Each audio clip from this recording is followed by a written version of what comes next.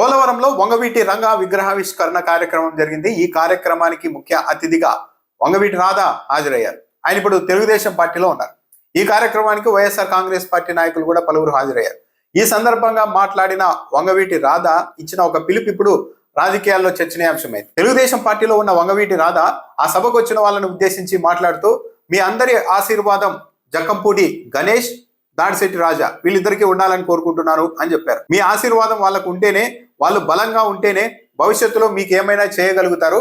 కాబట్టి మీరందరూ వాళ్ళని ఆశీర్వదించాలి అని వంగవీటి రాధా పిలుపునిచ్చారు. జక్కంపూడి గణేష్, మాజీ మంత్రి దాడిశెట్టి రాజా వీళ్ళిద్దరూ వైఎస్ఆర్ కాంగ్రెస్ పార్టీలో కీలక నాయకులుగా ఉన్నారు. వీరిని ఉద్దేశించి వీరికి మీరంతా ఆశీర్వాదం ఇవ్వాలి, వాళ్ళు బలంగానే ఉంటేనే భవిష్యత్తులో మీకు ఏమైనా చేయగలుగుతారు అంటూ తెలుగుదేశం పార్టీలో ఉన్న వంగవీటి రాధా పిలుపునిచ్చేసరికి ఇప్పుడు దీని మీదే చర్చ జరుగుతోంది. రాధా ఏ ఉద్దేశంతో ఈ వ్యాఖ్యలు చేశారు? కేవలం రంగా గారి విగ్రహావిష్కరణ కార్యక్రమానికి వచ్చారు కాబట్టి, వాళ్ళు ఆ కార్యక్రమానికి వచ్చారు కాబట్టి అలా మాట్లాడారా, లేకుంటే వైఎస్ఆర్ కాంగ్రెస్ పార్టీలో కూడా కొందరు నాయకులు బలంగా ఉన్నప్పుడే న్యాయం జరుగుతుందని రాధా భావిస్తూ ఉన్నారా అన్న దానిపై చర్చ నడుస్తుంది. అయితే రాధా ఈ కామెంట్ చేసిన తర్వాత కొందరు తెలుగుదేశం పార్టీ నెటిజన్లు ట్రోలింగ్ మొదలు పెట్టారు. చంద్రబాబు నాయుడు గారు ఎన్నికల ప్రచారంలో అటువైపు వెళ్తే ఇదే జక్కంపూడి రాజా వాళ్ళ కుటుంబ సభ్యులు చంద్రబాబు నాయుడు గారి సభలో కరెంటు లేకుండా తీయించారు.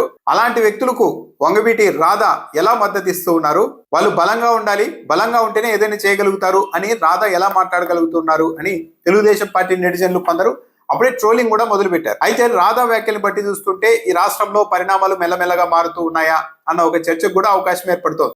మీ ఆశీర్వచనం ఎల్లప్పటికీ ఈ వేదిక మీద ఉన్న మన జక్కంపూడి గణేష్ కి, మన దాడిశెట్టి రాజాకి భవిష్యత్తులో కూడా ఉండాలని చెప్పి కూడా మీ అందరినీ, వాళ్ళు బలంగా ఉంటేనే రేపు మీకు ఏదైనా సరే చేయగలుగుతారని చెప్పిన కూడా. నిజానికి వంగవీటి రంగా గారిని ఒక్క సామాజిక వర్గానికి పరిమితం చేసి చూడలేము. అన్ని వర్గాలని ఆకర్షించారు ఆయన. మరీ ముఖ్యంగా బడుగు బలహీన వర్గాల వైపు చాలా బలంగా పోరాటం చేశారు ఆయన. మొన్నటి ఎన్నికల్లో కాపు సామాజిక వర్గానికి సంబంధించిన వాళ్ళు అత్యధికంగా కూటమి వైపు నిలబడ్డారు, పవన్ కళ్యాణ్ ఉండడంతో. అయితే అధికారంలోకి వచ్చిన తర్వాత ఈ ప్రభుత్వంలో కేవలం ఒక్క పవన్ కళ్యాణ్ కు మాత్రమే చంద్రబాబు నాయుడు ప్రభుత్వం ప్రాధాన్యత ఇస్తోంది.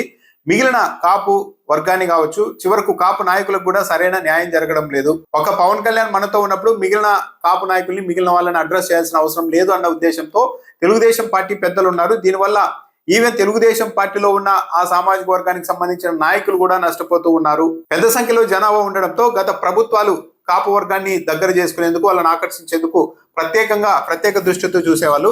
కానీ ఇప్పుడు పవన్ కళ్యాణ్ మనతో ఉన్నారు కాబట్టి అలాంటివన్నీ చేయాల్సిన అవసరం లేదు అన్న ధోరణితో ప్రభుత్వ పెద్దలు ఉన్నారు అన్న అసంతృప్తి అయితే ఇటీవల ఆ వర్గంలో బయలుదేరింది. అంబటి రాంబాబు ఇంటి మీద వెళ్లి ఏకంగా తెలుగుదేశం పార్టీ కార్యకర్తలు 2000 మంది వెళ్లి దాడి చేసిన తర్వాత కూడా ఆ సామాజిక వర్గంలో ఒక విధంగా అలజడి ఏర్పడింది. అంటే రాజకీయాల్లో ఒక మాట అన్నందుకే ఏకంగా ఇళ్ల మీదకి వెళ్లి 1000 మందితో దాడి చేస్తారా అన్న అభిప్రాయం వచ్చింది.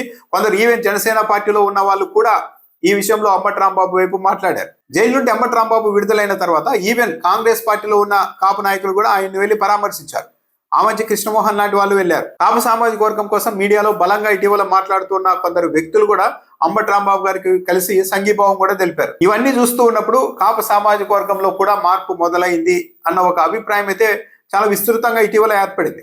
ఈ నేపథ్యంలోనే తెలుగుదేశం పార్టీలో ఉంటూ వంగవీటి రాధా వైఎస్ఆర్ కాంగ్రెస్ పార్టీ నాయకులైన జక్కంపూడి గణేష్, దాడిశెట్టి రాజాలకు మీ ఆశీర్వాదం ఉండాలి, వాళ్ళు బలంగా ఉన్నప్పుడే మీకు భవిష్యత్తులో ఏమైనా చేయగలుగుతారు అంటూ వ్యాఖ్యలు చేయడం అనేది ఇప్పుడు తెలుగుదేశం పార్టీలో కూడా చర్చనీయాంశం అవుతోంది.